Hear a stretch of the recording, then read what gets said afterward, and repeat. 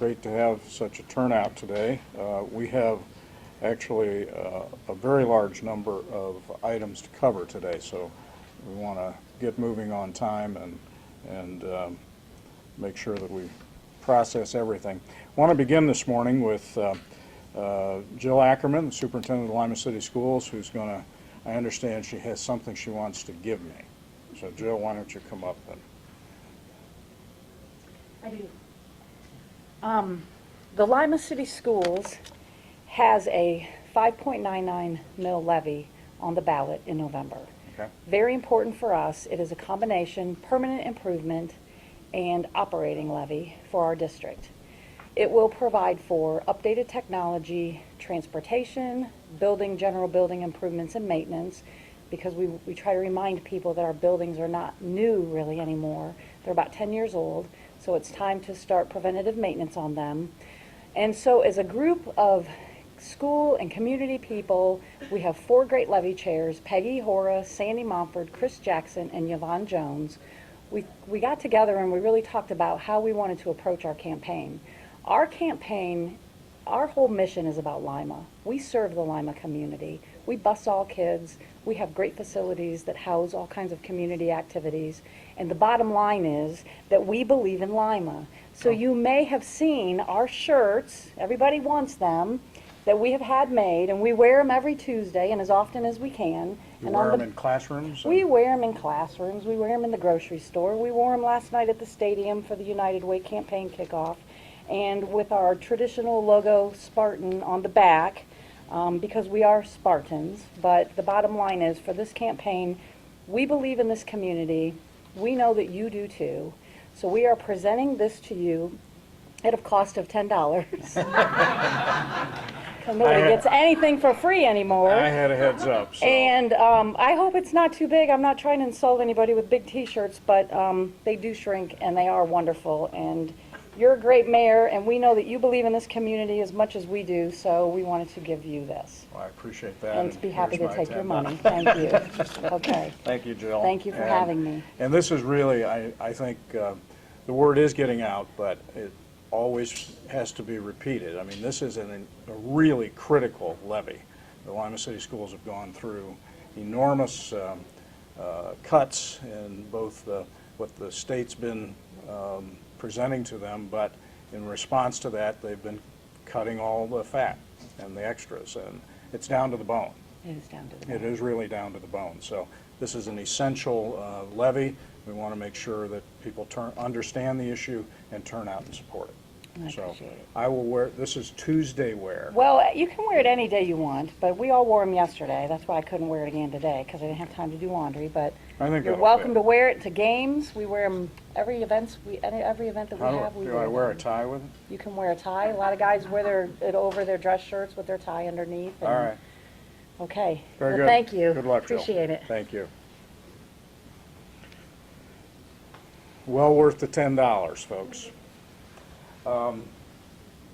Also, this morning, want to invite Major Tony Swigert up. He has some special people to introduce today, and folks that we want the entire community to be aware of. So, Major? Morning, Mayor. Morning. Very pleased to be here this morning and introduce you to 5 recently acquired hires, new additions to the LPD family. We have 4 new officers that were sworn in on August the 27th to LPD. And these are positions that hopefully will help us gain back some of the positions that we've lost through attrition, through retirements, and unexpected resignations. Our total sworn staff now with these officers stands at 73, including 3 officers that are away at military duty, 2 that are to return very soon here. All 4 of these patrol officers, as I said, were sworn in on the 27th of August. They're currently participating in 3 weeks of in-house training. Each comes to us already Ohio Police Officer Training Council certified, and will soon begin a 19-week field training officer program.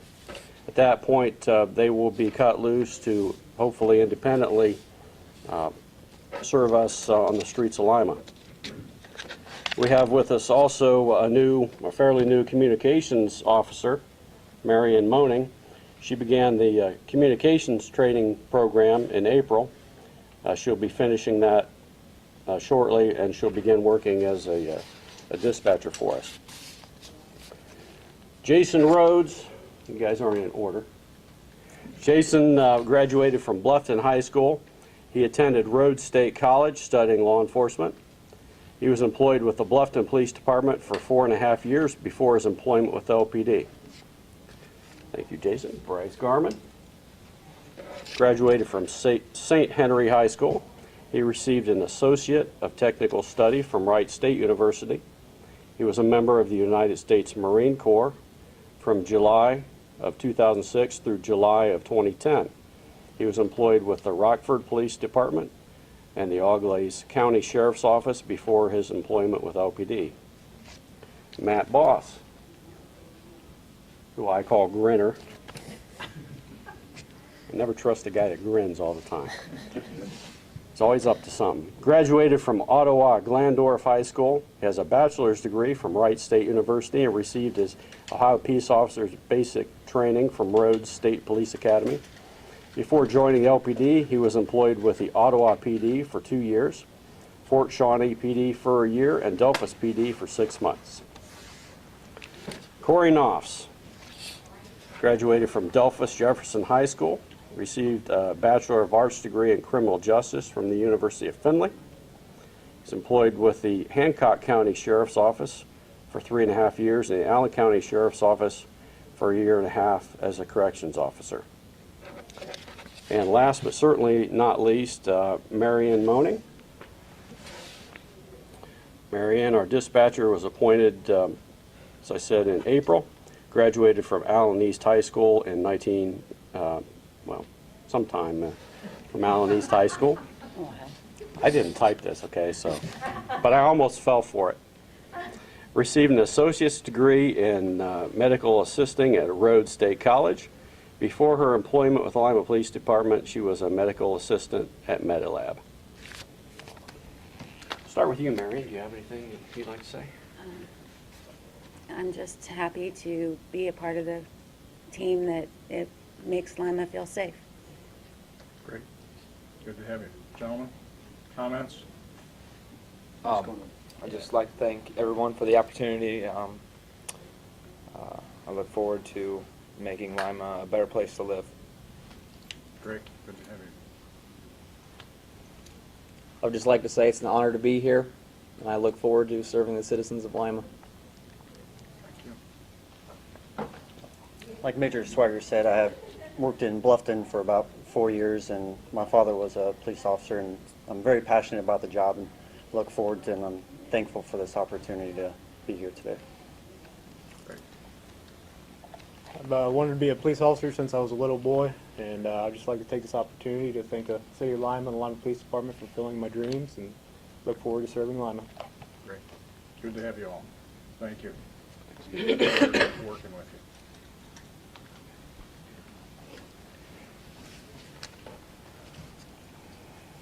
Police Department still is in the process of evaluating other candidates, and I believe before year's end, Major, we'll have a couple more to announce? 3 more before year's end, so we're anxious for that to happen. The department's been, as he indicated, very short due to both retirements as well as folks being away on military duty, and it'll be good to have them back. This morning as well, Connie Miller and Monica Harnish, no, just Connie Miller is here to update us on community gardens. Yes, thank you. This has been a challenging year for growing community gardens, but part of our program has always been in the spring we have a class before the gardening starts, and at the end of the season we have a class. And this year I'm really excited about the class we'll be presenting next Tuesday evening, September 25th at the Bradfield Center. We'll start at 6 o'clock. It's going to be how to choose and prepare fresh produce. And we have the honor of having Gary Argyropoulos from Defiance. He is the director of produce for Chief and Ray's Markets. And he has been a vegetable farmer. His family were vegetable farmers up in the Toledo area. He's written a book on produce, and he just has a great personality and is going to make it a lot of fun. And he's going to tell us about how to go to the market, the grocery store or the farmer's market or wherever, and know what produce to choose, what is fresh, how to tell whether or not it's ripe or not ripe, whether it's in peak condition or not. Also when things will come into season, that kind of thing. And how, if you are growing a garden, be able to go into your garden and know when it's time to pick those things that you're raising. It's free and open to the public. You can email Connie Dersham here at the city or call 221-5177 to make a reservation. We would like to know that you're coming by this Friday, because Mr. Argyropoulos will be taking the produce he brings and creating a festive pork stir fry for us at the meeting, and everyone will be able to sample that.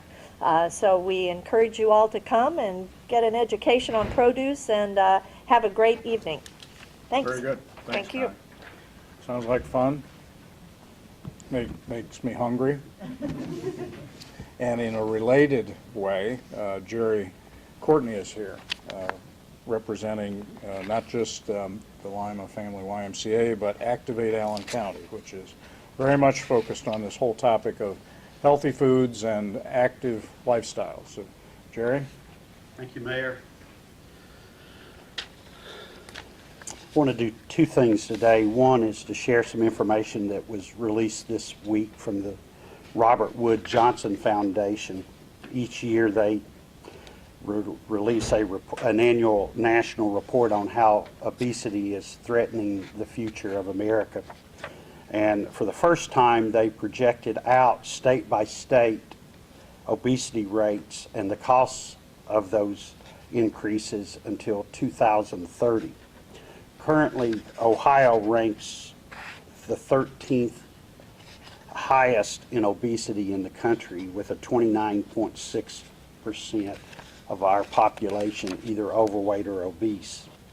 The projection is by 2030, Ohio would have an obesity rate of 59.8%, and we would be ranked 14th.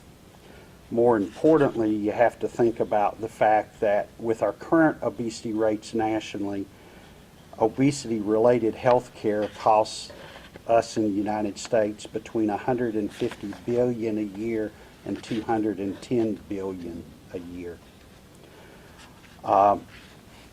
If you look at the projections for the future, in Ohio, if we were to reduce between now and 2013 our body mass index of our citizens by 5%, we would save $26.3 billion. We would have 342,192 cases, fewer cases of diabetes, 293,000 fewer cases of coronary heart disease and stroke, 249,000 fewer hypertension cases, 144,000 fewer arthritis cases, and 22,000 fewer obesity-related cancers. So as you think about the future of our country and the future of Ohio, obesity-related illnesses is really an economic issue. We cannot continue to be on the same course and expect good things to happen. The CEO of the Robert Wood Johnson Foundation, when they released a report 2 days ago, said at every level we must pursue policies that preserve health, prevent disease, and reduce health care costs. Nothing less is acceptable. And so here in Allen County, as many of you know, 15 months ago we formed a group called Activate Allen County. Last spring we conducted our first health summit. This coming year we will conduct another health summit focusing in particular on healthy eating. But over the last 3 to 4 months, we've continued to take input from that community event and meet, and we have now divided into 5 focus work group areas. 1 is an education work group, 2 is a local government work group, 3 is a workplace work group, a faith-based work group, and a community organizations work group. If you're interested in being part of any of those work groups, which will focus in on how do we increase active eating or active living and healthy eating in the county, you can contact Sally Courtney at the YMCA at 419-223-6045 extension 300. I do have a 5-page summary of the report if any of you are interested. Thank you. Okay. Thank you, Jerry. Since the summit that was held a couple of months ago, there have been, I think, a variety of enthusiastic responses. One of those has been focused on the task force that's now forming around cycling and pedestrian activities and around the whole issue of healthy eating. So we know that people have been kind of waiting for some instruction about how they can get involved. This is the first step. Any individual or any organization that wants to become involved in any of these activities, the contact is through Sally at the YMCA, and she will manage that data collection, and then ultimately the organization will continue to fill out. So we do expect that Activate Allen County will be at future press conferences with some pretty exciting news around a variety of developments that are happening that I think the community will really have a sense of the scale of what's being attempted here. We've been kind of, as I think, as individuals and organizations, been nibbling around the edges. It's time we get really serious about how we're going to attack this issue. So, Jerry, thank you for being here. Also, John Schneider is here, representing LACNIP, with information on a candidates forum that LACNIP will be sponsoring for this fall's election. Thank you, Mr. Mayor. I'm John Schneider, representing Lima Allen County Neighborhoods in Partnership, or LACNIP, which is a network of volunteer-based neighborhood associations. Elections taking place in the near future, and LACNIP is sponsoring a candidates forum or debate for the candidates for Allen County Commissioner. This will be held, it's sponsored by neighborhood associations, but it's an opportunity for all citizens to come and meet the candidates and to understand more about their views. Also present questions for the candidates. This will take place on Tuesday, October 2nd at 7 to 8:30 p.m. at Lima Senior High School cafeteria, and we thank very much the Lima Schools for letting us use their excellent facility. The 3 candidates one of the 3 candidates will be the new county commissioner. It's an open seat. In other words, there's no incumbent running for re-election, so there definitely will be a new county commissioner. The 3 candidates all have expressed eagerness to meet with the public at this event, and I'll say them in alphabetical order. Mr. Don Kissick, Connie Miller, and Corey Noonan, from 3 different political parties: Libertarian Party, Democratic Party, and Republican Party. So again, these candidates will be there: Mr. Don Kissick, Connie Miller, and Corey Noonan. This again is on Tuesday, October 2nd, at 7 p.m. at Lima Senior High School cafeteria. The moderator will be Dr. Matt Kinkley, who is Director of Workforce and Economic Development at Rhodes State College. The idea there was to have a neutral moderator to encourage fairness and a presentation of various issues. Already some issues have surfaced in terms of the county commissioners. For example, collaboration with other local governments. Can that be done should that be pursued in additional ways? Also, what's the best way to bring about economic development, or many other issues that we may not be thinking of now? So the questions will come not from the news media, but from the average citizen. And everyone, this is sponsored by neighborhood associations, but it's open to the public, and all citizens are encouraged to participate. Again, that is on Tuesday, October 2nd at 7 p.m. at Lima Senior High School. So, thank you very much. Are other forums for other contested offices also planned? Present time, Blacknip is only only sponsoring, so far, only sponsoring this forum for the three candidates for the open seat for Allen County Commissioner. Okay, thank you. Thank you. And representing the Humane Society, Kat Kuhn-Born is here with an announcement about their upcoming event. Kat? We were talking earlier about nibbling around the edges of the healthy activities we need to do, being more exercise. I'm talking about nipping at the heels of it. We're having our second annual Strut Your Mutt event in Farote Park. It's coming up on October the 13th. There's also a 5K run walk portion involved with it. So you can bring your dog out and do a smaller Strut Your Mutt, walk your dog, participate in contests such as a beauty contest for your dog, a pet and pet parent look-alike contest, which was really interesting last year, let me tell you, and a talent show for competition for the animals to show off their skills. So there's contests, there's a 5K run walk portion. It is a fun run. We have not been able to get an organization lined up to do any of the chip timing, so I'm afraid I can't offer that to the serious runners. But this is our major fundraiser of the year. Last year we raised a little over $4,000. We survive solely on memberships and donations. We don't get any taxpayer money at our organization to keep our shelter open and to meet the needs of the animals of Allen County. So this is our big thing. And we'd really like to see everybody come out and enjoy the day. We're hoping to have vendors with pet-centric businesses there. Sponsorships are still available. St. Rita's is on board as a sponsor. They have made this a wellness activity for their employees as well. So 5K is just a little over 3 miles. If you really hoof it, you can make that walk in an hour. And we're also going to utilize the river walk this year. We're not going to be running through the middle of downtown Lima.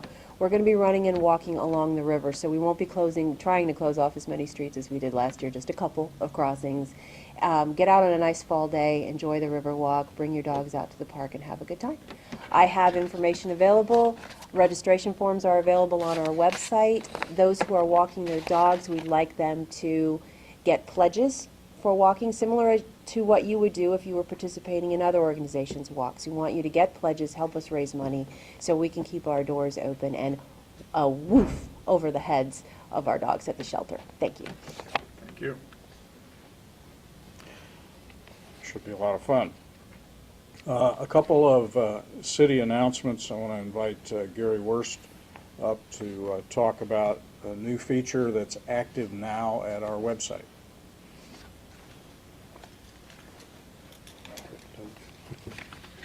Last week we announced our new website went live on August 2nd, and like we mentioned then, we want the website to be growing. It's a living document. We don't want it to get stagnant. One of the new features which our network administrator has been working on, he's been coordinating with 4 different vendors to get us online payments, and starting at 11 o'clock yesterday morning, we were taking, you can pay your utility bill online. There's 4 or 5 different links within the web page to get you to that link that would actually allow you to pay it through Paymentus Corporation. And if you were signed up for any of the In the News or any of the Notify Me's, you would have gotten an email and or a text saying that new feature is available and a link to it. And it went live yesterday at 11 o'clock. This is the first announcement, and we had 3 people pay yesterday. Very good. So it's working. It's working. That's good. Yes. This is, at this point, just in the Utilities Department. We don't yet have it rolled out in other departments of the city, but we're working on that, and we'll provide ongoing information updates as that becomes live. It's not just the ability at the site to take it, it's also the ability in the department that it pertains to have systems in place for that as well. So we have to coordinate those features both in real time, in real place, as well as virtually. So thank you, Gary. It's good to have that operating. And our city engineer, Kirk Niemeyer, is here with an update on the conversion of Elm Street to Lutheranism.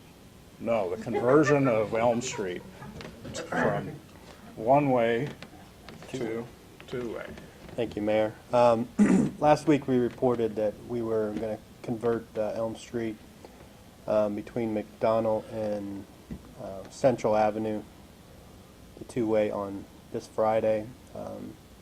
We've moved that to Monday, the 24th, so roughly first thing in the morning. We'll be pulling the cones and barrels, and the striping went down yesterday. The signs are going up, and so a few final touches to the roadway, and then like Spring Street, we'll be opening up to two-way traffic. So use extreme caution. Spring Street went very well and continued to go on well, and so we ask you to take your time, spend some extra time at the intersections, and drive slow until everyone gets used to the changes. We will have message boards up at each end of Elm Street, along with additional signage to drive the point home that it is two-way traffic. And but until Monday, everything will be, there will be one lane right now in an eastbound direction, and everything else will be coned off. So we'll pull those cones on Monday. And ready to go. All right. Thank you. Thank you, Kirk. As Kirk mentioned, the Spring Street conversion went very well thus far. I've had a number of people remark to me that it's both an unusual experience, driving what was the wrong way but now is a legal way up Spring Street. I think they've also found that traffic is moving more slowly, more deliberately, and the intersections have been safe. So we want to have that same experience on Elm Street, and the media has been very helpful in getting the word out about that, so we appreciate that. Lastly, I do want to mention that tomorrow evening at 5 o'clock we have the next quarterly city focus meeting where I and the city staff meet with the general public, but at a neighborhood related location. This will be out at the Health Partners facility, the former Salvation Army building on 8th Street. And that meeting will begin at 5 o'clock and will be available to talk about any current topics, answer questions or concerns that people have, and look forward to that. And I believe that's being sponsored by several neighborhood associations and LACNIT. So we appreciate the opportunity today. Lots of people here, lots of topics, and appreciate everybody's time. Thank you.